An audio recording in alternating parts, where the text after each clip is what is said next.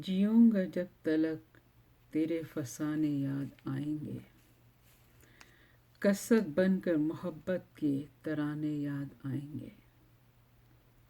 مجھے تو زندگی بھر اب تیری یادوں پہ جینا ہے، تجھ پہ کیا کبھی گزرے زمانے یاد آئیں گے، تجھے بھی کیا کبھی گزرے زمانے یاد آئیں گے۔ کہیں گونجے کی شہنائی تو لے گا درد انگڑائی، ہزاروں غم تیرے غم کے بہانے یاد آئیں گے۔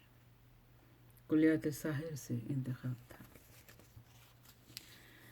اب ہم بیک ٹو دی اپنے، ویسے جو بھی زیادہ تر ہے موضوعات وہ میری اپنی کتاب سے ہی ہیں، اور اس میں وقتاً فوقتاً اگر کوئی اس میں نیا کوئی چیز ہوتی ہے ایڈیشن تو ہم اس کو ایڈٹ کر لیتے ہیں اور اس میں ہم شامل کر لیتے ہیں کہ کس طریقے سے جو ہے وہ ہمیں اس کو کرنا ہے۔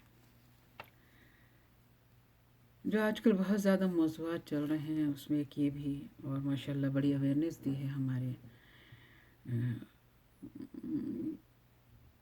ایک خاص طبقے نے بھی اور ایک خاص لوگوں نے بھی، کہ جی بہو پہ جو ہے وہ ساس سسر کی خدمت ضروری نہیں ہے، اور جوائنٹ فیملی سسٹم اور خواتین یا بہو یا بیوی جو ہے وہ الگ رہنے کا مطالبہ کر سکتی ہے، سب کچھ بالکل بالکل بجا ہے، بالکل بجا ہے۔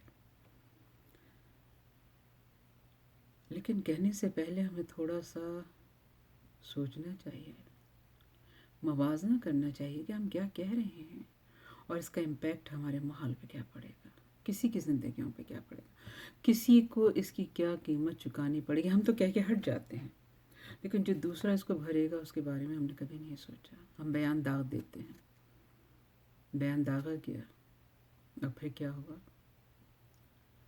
کبھی کسی نے سوچا کہ ہو سکتا ہے میرا ایک ہی بیٹا ہو سکتا ہے اس کا باپ نہ ہو، میرا بیٹا میری خدمت کرے گا یا جاب کرے گا، اور اگر وہ میری خدمت نہیں کرے گا تو پھر میری خدمت کون کرے گا؟ اور اگر فرض کیجئے وہ میرے لیے کوئی اٹینڈنٹ رکھ دیتا ہے، کوئی میرے لیے الگ گھر لے دیتا ہے، تو اس کے پیسے کون دے گا؟ میرا بیٹا جاب کرے گا، نوکری کرے گا، نوکری پہ جائے گا، جبھی تو میرے اٹینڈنٹ کے بھی پیسے دے گا، میرا جو الگ گھر لے کے دیا ہے، پتہ نہیں گھر کرائے کا ہے، اس کا اپنا ہے، اس کا وہ بھی تو وہ دے گا۔ کبھی آپ نے اس بات پہ غور کیا ہے؟ اور جو شخص صبح 9 بجے 8 بجے کا نکلا ہوا شام کے 5 بجے پتہ نہیں دکان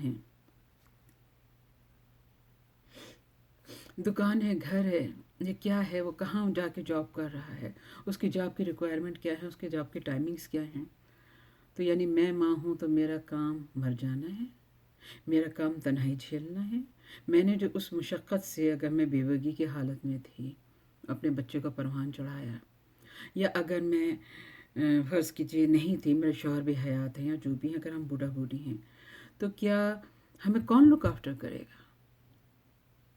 میرا بیٹا کمائے گا یا میری خدمت کرے گا؟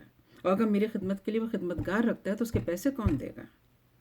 اور اگر وہ صبح کا نکلا آیا ہوا ہے تو اس کو آرام کے جو انسان ہے، وہ ساری رات میرے سرہانے بیٹھا رہے گا تو صبح پھر وہ کیا جاب کرے گا؟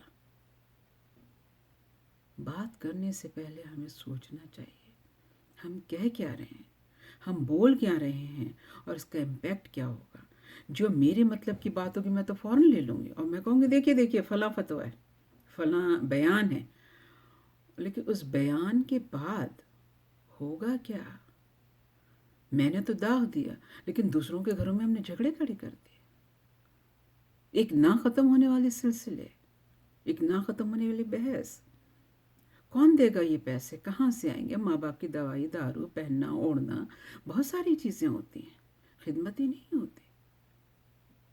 اسی لیے اللہ تعالیٰ نے محرم بنا دیے کہ یہ محرم رشتے ہیں۔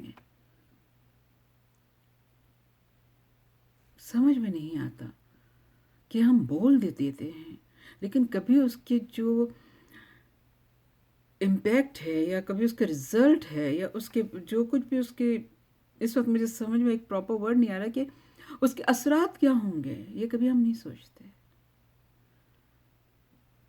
کہ اس بیٹے کا کیا قصور، اگر وہ ایک ہی بیٹا ہے